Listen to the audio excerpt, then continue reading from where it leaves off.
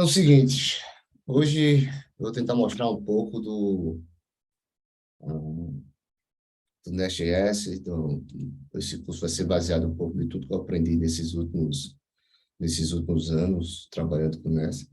Eu vou tentar mostrar para vocês uma forma como a gente consegue fazer um API de uma forma bastante escalável, bastante seguindo alguns princípios bem importantes da programação, como o Solid, o Keys, o Clean Code, para que a gente consiga fazer uma API, uma aplicação que seja bastante fácil para a manutenção, que isso é extremamente importante, e, e fácil também para que a gente consiga seguir e adicionar novas features e escalar de forma confiável com o Nest, certo?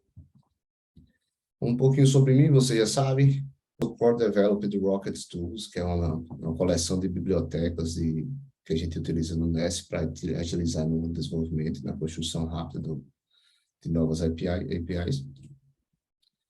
Uma curiosidade é que eu amo o estilo de vida nômade digital, já passei um tempo viajando, trabalhando. Eu acho que essa questão do trabalho remoto é algo o estilo de vida que dá para a gente de outra forma, né? E, normalmente, poxa, eu gosto muito de esporte, mesmo sendo ruim, em praticamente todos que eu já participei. Mas acho que o importante é eu acabo sempre tentar alguma coisa nova, né? Então, vamos lá. O que é o Nest.js, certo? O Nest.js, ele é um servidor, ele é um framework do lado do servidor, certo? Server-side. Na programação, a gente tem o back-end e a gente tem o front-end. O front-end, nós vamos ter frameworks como Angular, React, o Next. O React, na verdade, acho que é uma biblioteca, e o Vue também.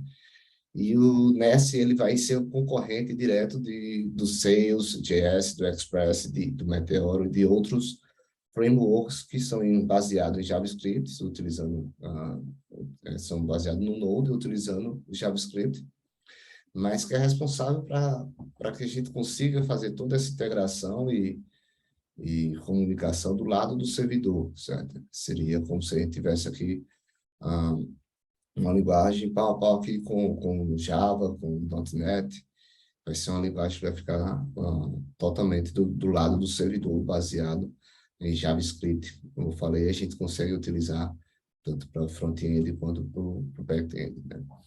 E por que a gente começou, rodou em tantos frameworks e a gente terminou aqui agora escolhendo o Nest.js? O Nest.js, ele se mostrou uma ferramenta, um framework bastante sustentável, fácil de aprender, o learning curve dele é bem menor em comparação aos outros, e nos dá uma possibilidade de escalar muito maior quando o projeto começa, principalmente para projetos maiores, né? Ele tem uma vantagem que eu gosto muito, que é o modelo de arquitetura dele, baseado em módulos, onde a gente consegue criar módulos individuais de determinadas features e a gente consegue conectar esses módulos como se fosse, talvez, um pouco com a estratégia de plugins, onde você tem algo que funciona independente ali e você consegue linkar e attach ele em novos projetos, né? O Nest.js, ele é todo em cima do TypeScript, que é o JavaScript extremamente tipado, né? Que ser uma linguagem tipada significa que a gente consegue amarrar mais e evitar erros mais bobos sobre questão de variáveis, de objetos. Então, o TypeScript, o Nest.js, ele consegue rodar bem em cima do TypeScript, que não quer dizer que não funcione também o JavaScript, certo? A gente consegue também pegar projetos em JavaScript e integrar e utilizar ele dentro do Nest. Nós tem muitas bibliotecas e o Nest é muito fácil de integração com vários bancos de dados, relacional ou não relacional. Ele não tem nada, ele não tem nenhuma biblioteca nativa do próprio Nest, porém nós temos muitas ferramentas, muitas bibliotecas que já trabalham de forma bastante madura com o Nest, né? A arquitetura foi muito inspirada no Angular, como a gente vai ver logo na frente, toda essa questão de dependency injection, da forma como a gente conecta os módulos e faz tudo se comunicar.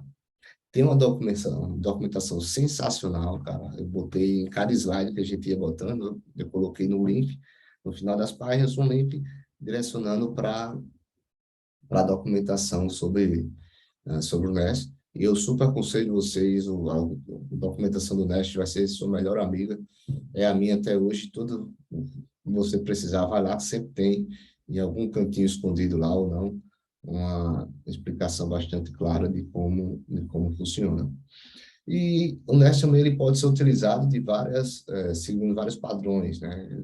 Várias arquiteturas. A gente pode utilizar ele como um MVC, a gente pode utilizar ele com RESTful APIs, com GraphQL, WebSockets e microserviços também.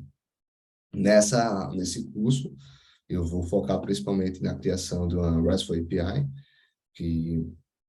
mas dá para utilizar também o Nest com outras tecnologias de acordo com a sua necessidade do projeto. Certo? Um pouquinho sobre como vai funcionar a estrutura do nosso curso.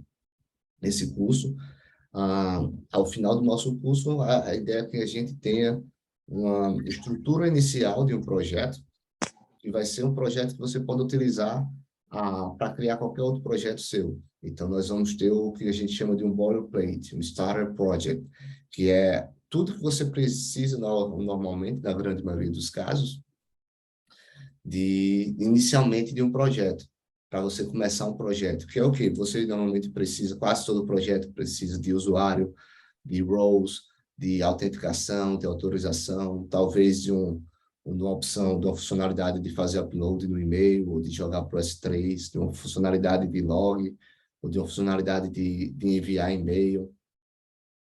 E vamos cobrir até algumas lógicas de autenticação de terceira parte, né? Tipo, pelo GitHub, pelo Facebook, no caso aqui a gente vai ver pelo GitHub. Então, a ideia é que até o final desse curso vocês consigam trabalhar e criar no próprio GitHub de vocês todo o projeto nesse passo a passo. Tá? Eu tentei definir aqui por passo a passo de tudo que a gente vai precisar para a gente criar essa estrutura e esse projeto final, para que no final do curso vocês saiam com esse projeto e consigam utilizar ele em qualquer área de vocês, qualquer projeto de vocês.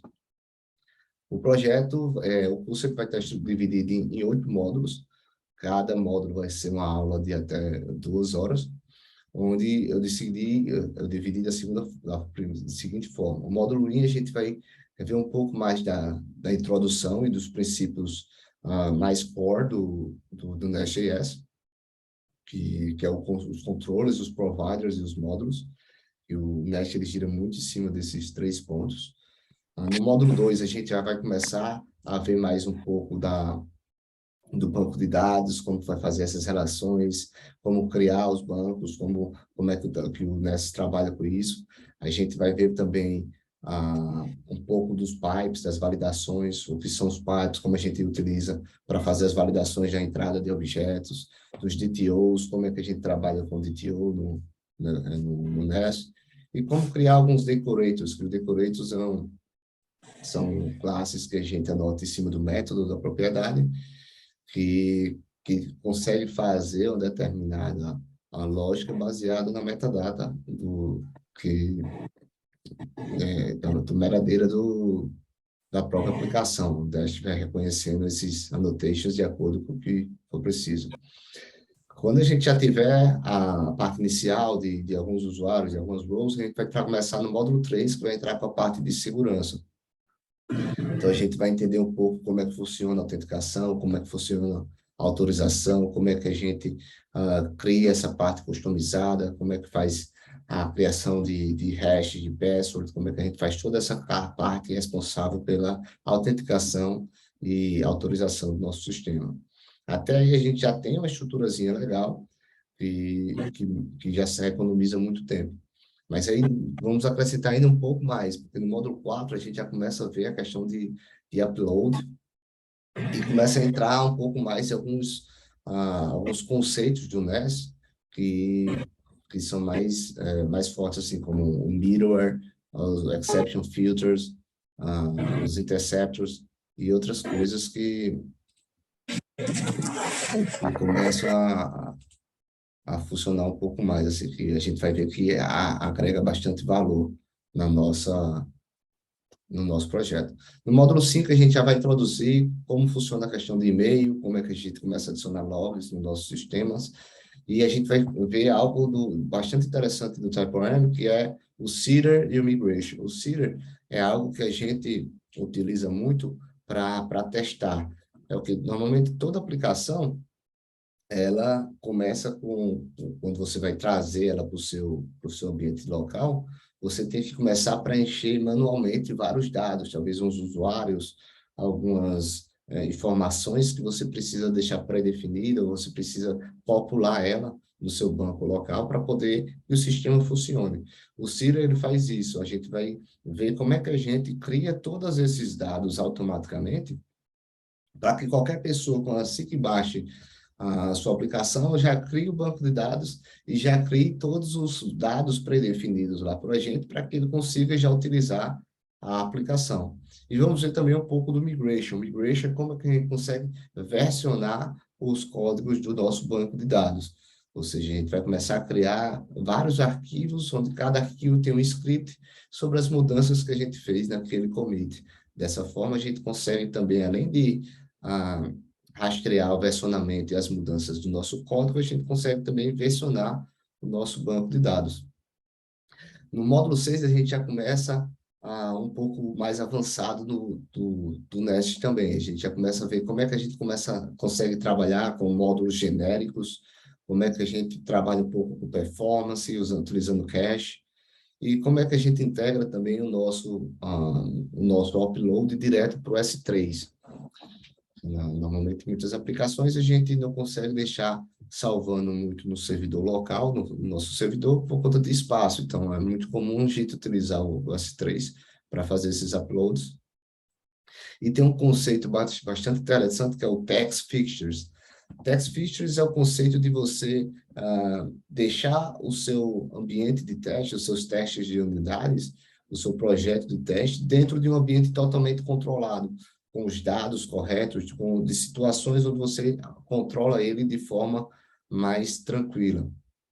A gente vai ver um pouco de unit test, de testes integrados, e testes integrados, normalmente, a gente tenta, não é legal a gente conectar direto no banco de dados, porque pode mexer com o banco, pode confundir, atrapalhar um pouco. Então, com esse conceito, a gente vai ver como é que a gente consegue integrar isso e fazer de uma forma que fica bem organizada, sem atrapalhar de nenhuma forma no nosso projeto. No módulo 7 aqui, a gente já vai aprender como é que a gente se conecta com o GitHub, a gente já vai aprender como é que a gente faz esse deploy por Heroku, como é que a gente gera uma documentação automática do Nest. E no último módulo 8, a gente vai ver como utilizar o Nest também com outras arquiteturas diferentes, além da arquitetura de modular. E algumas ferramentas que são interessantes também e que ajudam bastante no nosso desenvolvimento.